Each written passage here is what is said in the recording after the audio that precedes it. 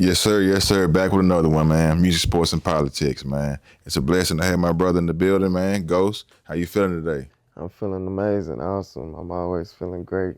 The reason why we brought you on, man, we reached out to you, man. For one, you've been doing a lot of positive things out here, in the Alief, Southwest, Alief, Texas, to be exact. For those that don't know, who is listening, is not from here. A little, I guess, side of the town in Houston, Texas. But yeah, you've been doing a lot of positive things, man. Bringing a lot of light to us. Shedding a lot of positive things for the kids, for adults, branding in the schools now. So that's just to name a few, man. But I'm gonna let you go ahead and get into it, though, man. Your whole life, you from a Alief area, Yes, sir. middle school, elementary, high school. hmm So how was that? How was that like? Shit, I grew up in the Mint, so I was walking to Mahaney, which is elementary. It was pretty dope.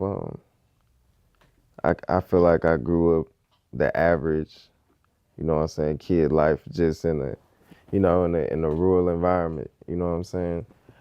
But it was a dope experience. Played football outside. I was an outside kid. I went to O'Donnell Middle School. That was pretty cool too. I also went to Elsie. That's where, you really experience, what I'm saying, life for real. So, Both parents in the household? nah, just my mama. I stayed with my mama.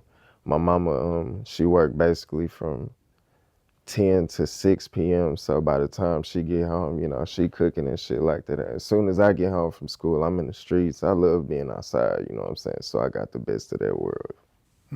So what kind of activities you was out here doing? What you mean, like in the streets, just. Shit, for the most part, I was always playing sports, but it was always something going on in the neighborhood where I was from. I just like being outside, even if it was just watching shit go down, you know what I'm saying? That's just the type environment we stayed in. Everybody loved coming outside, met a lot of good neighbors to where, you start borrowing things and getting close to people, you know what I'm saying? Dope apartments, for sure. Okay, okay. hmm So when you got into high school, you still kept into the sports, still kept that going. You still kept that. Nah, I tried to play basketball in high school, but I failed off the team. That's kind of where I got into the streets, really. Like you start understanding outside a little bit more when you get in high school. You know what I'm saying? At first, it's like a cool experience when you're in the apartments and it's just shit going down. But when you get in high school, you actually start getting into shit. You know what I'm saying? Like middle school too, but more so high school. Is that where you got the name Ghost? Nah, I got the name Ghost after high school for After sure. high school. Yes, sir. Okay, okay. hmm Um, so like I say, growing up in A-Leaf, what did you see? Was it pretty much like say people outside? Was it like poverty? Was it pretty much a lot of I would crime? say A-Leaf is pretty much diversified. So it's houses and apartments. I always say like it's a big difference if you grew up in the two. You know what I'm saying? You could live in some bad houses, like not saying bad houses, but a rural environment. You know what I'm saying? Like happy homes. It's like townhouses or houses, but it's still treacherous over there. You know what I'm saying? You got the Mint, you got 9700, you got Foreign Park, you got different apartments that are rural environments. Then you could drive down the street and be in a nice neighborhood. So Alief is kind of like the best of both worlds. You know what I'm saying? I grew up in the trenches, so I got that world, but I also knew how to, what I'm saying, move around and go down the street and hang out with some, different type people. You know what I'm saying? That's why Alief is like Alief, because it's just so many different. It's the international district. That's what it's actually called. You know what I'm saying? No doubt, man. So, um, I guess you want to transform us maybe out of high school, or as far as not out of high school, as far as just were you working, like financially? Say just your mom, you and your mom. So I mean, how was the finances going up in the house? How was that going on? Like, what did you do to? Um, my mama had 3 kids, so she had 2 daughters. They immediately came here from Africa, which we all did, and they went to high school immediately, and I went to elementary. So my sisters basically were out the house by like the third year we were in America. So financially, my mama did her shit. You know what I'm saying? We didn't have everything that we wanted, but you know, one pair, two pair of shoes a school year. You know what I'm saying? We'll swap our uniform. You know, maybe every semester. You know, the average. You know what I'm saying? One single parent. You know, my mama did her shit though. You know what I'm saying? As far as like molding us, but financially, you know, we lived in a mint. You know, we was making it. I made the best of everything. I used to shop at Walmart. You know what I'm saying? Shit like that. The reason why I asked that is just I'm just want to let the audience know, let people know as far as kind of like your drive, or maybe I'll let you ask that. I mean, answer that. Like, what was Okay. your motivation? What was your drive in order to Shit, my get? motivation honestly came from where I came from initially, which was Africa. I had a different type of experience there. Just like walking miles at a time at a young age, maybe 4 or 5 years old, just to get to school, catch a metro or a taxi from Pigtown to Accra, and that's like miles on miles just to get to school every morning. You know what I'm saying? That's how, you know, I come home from school at like 6 years old, get a bucket of water and have to wash my own uniform with my hands, hand washing shit and putting it on the line. You know what I'm saying? That's probably something everybody has to do. But you know, I was doing that shit at like 5 or 6 years old. You know, we basically were on our own as children. They kind of like let you go. It's not nobody in the streets running trying to harm people like that. So it's like a village, a real village, the whole village raising everybody. You know what I'm saying? So coming out here and that whole transition, man, coming from that and coming into the, I guess, like you say, the rural, suburban, I guess, city Yeah. type of life, man. hmm How was that? I feel like the drive out there and having a lot less resources. As soon as you get out here, you see like, okay, like it's a bit more, you know what I'm saying? And it make you want to take advantage of it because you never had that shit. You know what I'm saying? So that's what a lot of Africans be having that drive, because it's like when they finally get a taste of what America is like, you gotta understand in Africa, to get to America, that's like the real movie coming to America, fam. Like it's what everybody want to do. I'm sure in different countries as well, but that's what, you know, back in the day, our parents, their goal was to get here to make $1 to, you know, take care of their people and, you know, try to go back home if anything. You know what I'm saying? So you still have people back home as well that you Hell, still. I only got literally one family member that stays in America, like blood. Everybody else that's my cousin is like related through family, like, you know, slight, you know, them knowing each other for years. We family for real. That's damn near blood to me, you know what I'm saying? But blood, I only got one cousin in America. I don't have like at a real, now we got, you know, I got a sister that got a daughter. We're branching off and shit like that. The family's getting bigger, but naturally, my mama moved out here with her sister, and the rest of my family, which my grandma had 9 kids, is in Africa. For real, like deep. That's crazy. Yeah. That's crazy. And like I said, one of your endeavors that you got into first when you got out of high school, that you kind of like, I guess, well, not out of high school, but got you into the schools and things like that, was through your T-shirts and through the branding that you were doing through the whole Alief community, Man, correct? first off, I went to school to be a teacher, so and I went to HCC. I only went literally one semester and I dropped out, you know, due to the fact that I had other things going on at that time. But my goal, I had a dope teacher that installed in me that I wanted to come back to the community and give young men or young women a chance to, you know what I'm saying, get through school with somebody that understood them. So I wanted to be a teacher. So long story short, even when I was doing music, I would always take my CDs to the school and target kids, not because I wanted them to listen, but more so that I wanted to have an influence on them. You know what I'm saying? So when I had a chance to build with the school, which is what you're asking, right? It actually came about because very funny story. I had a cease and desist from Alief ISD, which I really shouldn't. You know what I'm saying? It wasn't like that. I probably I was using one logo that, you know, they were telling me it was their logo. So I kind of, you know, we just had like a back and forth thing. And they end up telling me to come down to the office to show them some of their products. Miss Jones, shout out Miss D Jones, man. She always looking out for a lot of business coordinators in the community in general. She got me down there. She made me show them my products. And as soon as they seen backpack slides, everything that said Alief, they fell in love with it immediately. You know what I'm saying? They was super inspired that somebody took the time out to make products out of it, you know what I'm saying? And it was positive. So long story short, they embraced me immediately. And the next day I was having a pop up in the admin, which is Alief ISD. That's like the big building. You got it, you know, the steppers, the teacher steppers, you know what I'm saying? So long story short, that was my first chance to start getting into the community. And from there I started getting booked because I got a contract as well. But so what made you want to put the A-Leaf on your back like that? Like to just, you know what, I'm gonna go into ahead and you know, brand everything A-Leaf, I'm gonna store my investments. It's like pretty much, you know. So first it came through the music, honestly. I seen how much of an influence it had on people when Alief got together with music, or somebody would say Alief and people would be like, "Oh, I'm from the West too." You know what I'm saying?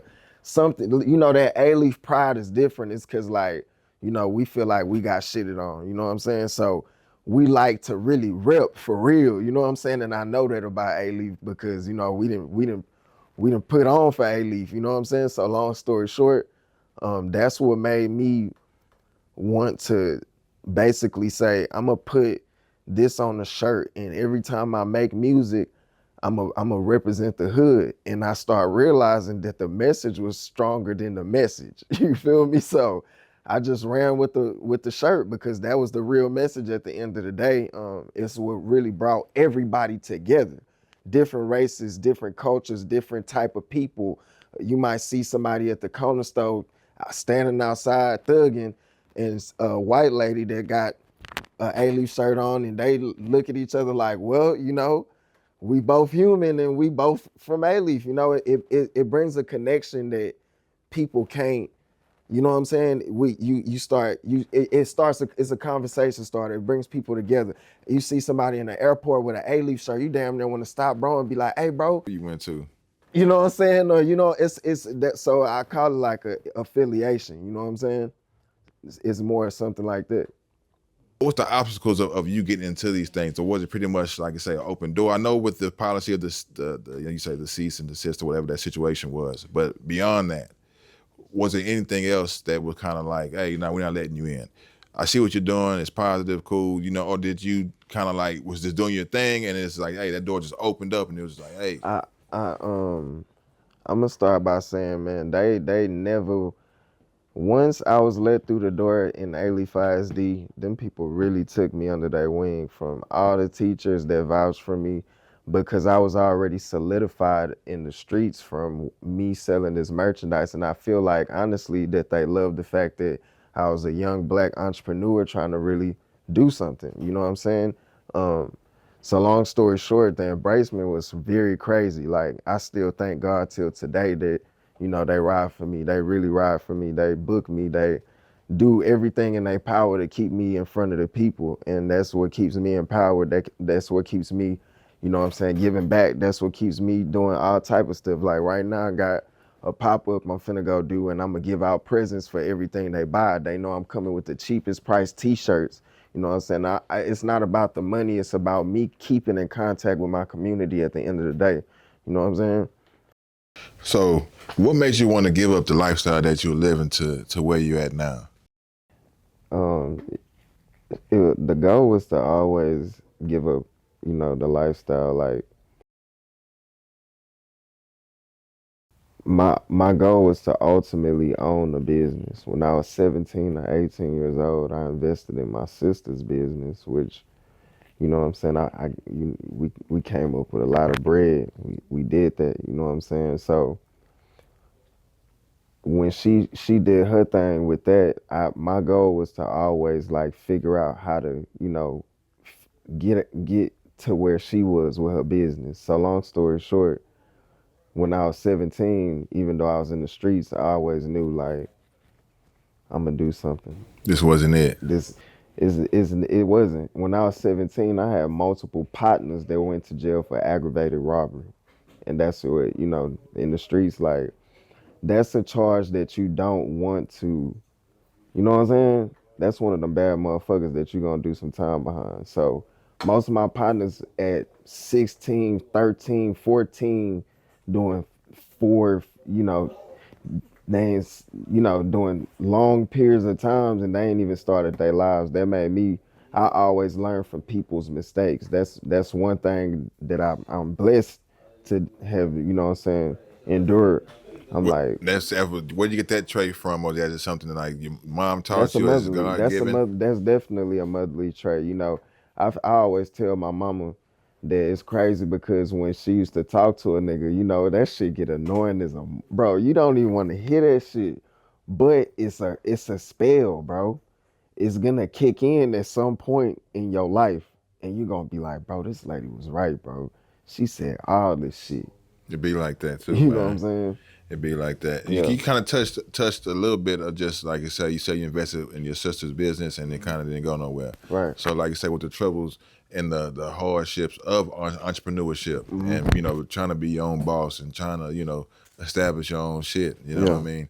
Can you talk about as far as your own troubles? I mean, did you have any beyond that? Did you have any stumbles beyond that, or you know what I mean? Like where it was just like, man, you know what? I want to give up. This ain't it. Man, multiple times, man. I say that feeling is a part of the process. It's like a encounter that a lot of people are gonna feel when they're trying to come up. You do get a smooth sailing part, but it's days when you smooth sailing and you feel like, damn, But you got to get to that point though. But when you're coming up doing anything, giving up is a part of the process. Just don't. Literally, like thinking about it and all that. That's a part of human. That's some humanly stuff. You know what I'm saying? But you can't. You know what I'm saying? Like example, I've been through several circumstances where I wanted to give up. You know what I'm saying? Through like family. You know what I'm saying? Losing people and shit like that. Shit that I really still don't want to go into detail And maybe about. had But nothing to do with the actual business. It's just right, the stuff just life, outside or just life. when you a lot of people don't even understand that business it requires 90% of your time. You know what I'm saying? You missing out on good holidays and shit like that. You know what I'm saying? Sometimes that it's not worth it. You know what I'm saying? And a lot of people look back and be like, why did I even do this? People that end up quitting. But when you keep going, you find your purpose in it and you figure out how to make those things work. That's what that comes with longevity of business. You know what I'm saying? You just can't give up. It's a way out of every situation that's bad with business. I don't care if you're in the worst loan. I don't care if your back is up against the wall. You can't pay the bills. Take what you can out of it and make something out of it. You know what I'm saying? Don't ever be embarrassed to be in a bad position. You got to know how to embrace it and make something good out of it. For Of sure. course, of course. So I'm gonna go to something else. It's not something else, but as far as with the community, man, you being out here, you being firsthand. There's a couple other guys that I definitely want to get with Capo and a couple other guys, but you being firsthand, man, and out here just seeing what's going on, talking to people, reaching out to people. If it's three things that you see that could possibly or needs to be done, I say possibly that needs to be done in the hood to change and to get things kind of, I guess, back into the rotation, man, of people living good. Because people right now is kind of like fucked up. You know what I mean? Money's not circulating no more. You know what I mean? So it's a whole lot of extras. So I'm gonna let you kind of touch up on that. Um, One, I feel like supporting locals.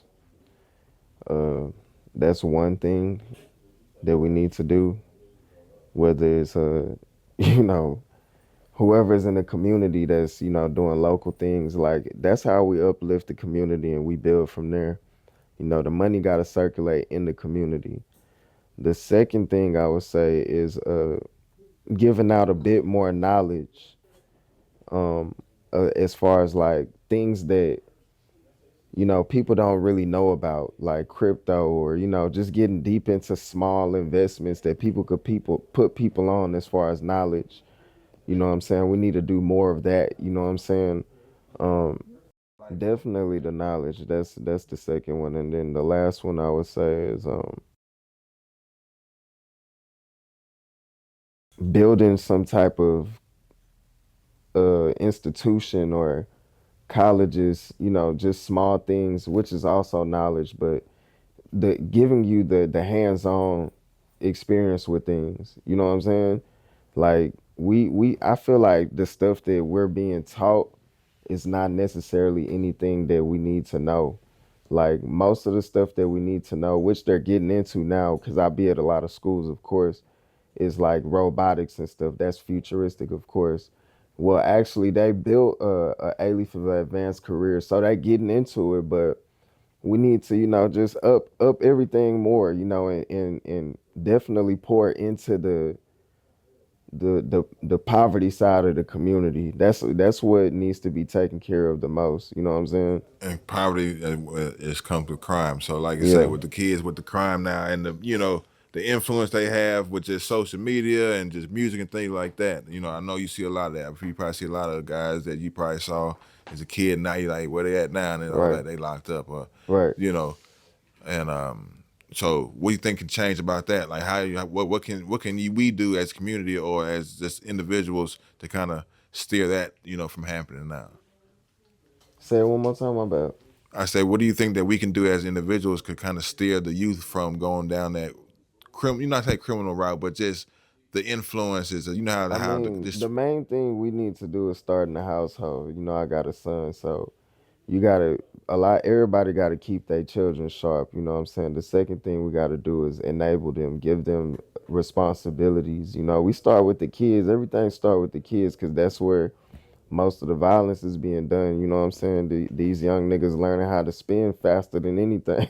No, This for shit, sure. and that's through the music as well. Even though music is an expressive, thing, which is music, but it's also influential. So, long story short, we gotta have things that people have different outlets with.